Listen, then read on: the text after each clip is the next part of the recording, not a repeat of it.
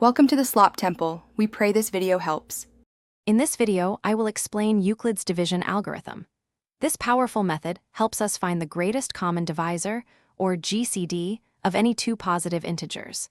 It's a fundamental concept in number theory and surprisingly simple to apply.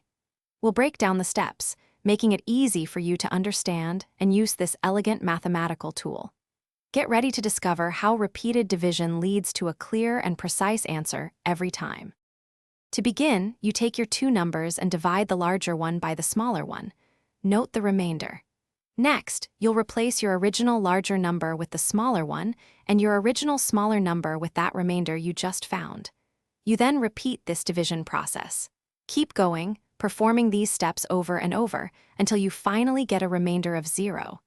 It's a cycle of division and replacement. Let's walk through an example to make it clear. Suppose we want to find the GCD of 48 and 18. First, 48 divided by 18 gives us 2 with a remainder of 12. Now, we use 18 and 12. 18 divided by 12 is 1 with a remainder of 6. Finally, we use 12 and 6. 12 divided by 6 is 2 with a remainder of 0. The process stops here. In our example, the last non-zero remainder we found was 6.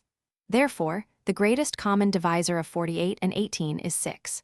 Remember, the last non-zero remainder is always your GCD.